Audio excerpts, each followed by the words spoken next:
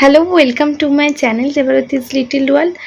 তো আজকে আমি তোমাদের সাথে একটা রেসিপি শেয়ার করব, যেটা হচ্ছে একটা কুমড়োর থেকে একটা তৈরি রেসিপি।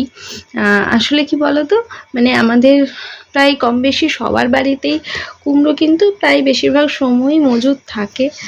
আর বেসিক্যালি আমি খুব কুমড়ো খেতে ভালোবাসি। তোমরা প্লিজ কমেন্ট করে জানিও যে আমার মতো তোমরা আর কে কে কুমড়ো খেতে ভালোবাসো। মানে কুমড়োর যাই রেসিপি হোক আমার তো খুব ভালো লাগে। তো আজকে সেরকমই একটা রেসিপি আমি তোমাদের সাথে শেয়ার করব।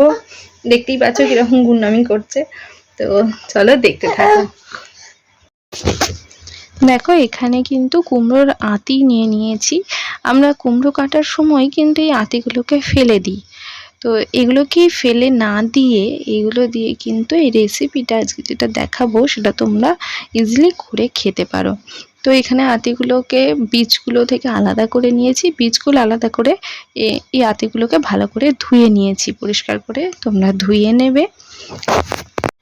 আর আজকের এই রেসিপিটা কিন্তু সম্পূর্ণ নিরামিষভাবেই আমি তৈরি করব। তো দেখো আর কি কি লাগছে। রেসিপিটা তৈরি করতে লাগবে বেসন, এখানে 4-5টা কাঁচা লঙ্কা নিয়ে নিয়েছি, তোমরা যদি আরও ঝাল খাও আরও কাঁচা লঙ্কা নিতে পারো। আর আছে আদা ছোট ছোট করে কুচি করে কেটেছি, গোটা জিরে আর নুন। এরপরে এই সবগুলোকে আমরা মিক্সিং বোলে দিয়ে দেব।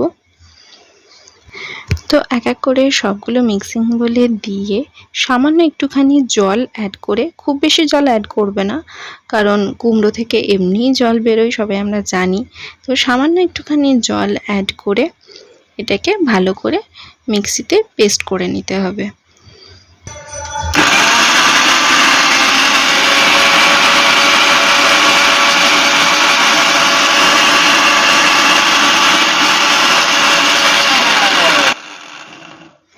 তো পেস্ট করা হয়ে গেছে, দেখো এরকম দেখতে হবে পেস্ট করার পর।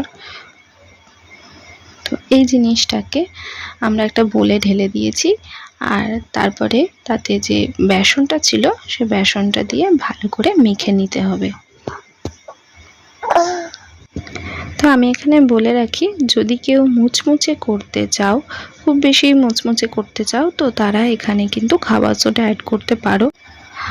আমরা বাড়িতে কেউ খাবার সোডা দিয়ে করা তেলে ভাজা আমরা খেতে পছন্দ করি না, কারণ খাবার সোডা পেটের আপদ, পেটের প্রবলেম হয়, তো সেজন্য আমরা খাবার সোডা এখানে অ্যাড করিনি। আর আমি যেহেতু আগেই তোমাদেরকে বলেছিলাম যে আমি সম্পূর্ণ রেসিপিটা নিরামিষ করব, তো সেজন্য আমি এখানে কোনো রকম পেঁয়াজ বা রসুনও অ্যাড করিনি।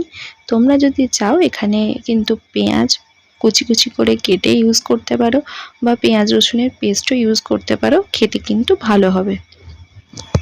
তো যাই হোক, এখানে কড়াইয়ে তেল গরম করতে দিয়ে দিচ্ছি। তো তেল গরম হয়ে গেলে মিশ্রণটিকে এক এক করে, যেমন আমরা বড়া ভাজি বা বেসন ছাকি, তো সেইভাবে কিন্তু এক এক করে কড়াতে দিয়ে দিতে হবে। তারপরে এপিট ওপিট ভালো করে গোল্ডেন ব্রাউন করে ভেজে নেবে। দেখো প্রথমে কিন্তু ফ্লেমটা হাই ফ্লেমে রাখবে, একটুখানি ভাজা হয়ে গেলে তারপরে এটাকে লো টু মিডিয়াম ফ্লেমে রেখে অল্প অল্প করে ভেজে নেবে।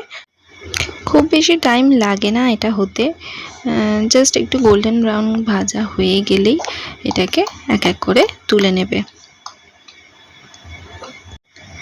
তাহলেই কিন্তু রেডি কুমড়োর আঁতি দিয়ে তৈরি বড়া।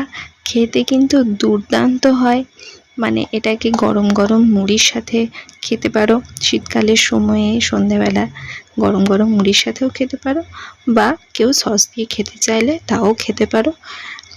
একদিন তোমরা প্লিজ করে খেয়ে দেখো এবং আমাকে কমেন্ট করে জানিও যে কেমন লেগেছে তোমাদের। ভিডিওটা ভালো লেগে থাকলে অবশ্যই লাইক এবং একটা শেয়ার করে দিও। আজকে এ পর্যন্তই, দেখা হচ্ছে আবার নেক্সট কোনো একটা ভিডিও নিয়ে। ততক্ষণের জন্য সবাই সুস্থ থেকো, ভালো থেকো, টাটা।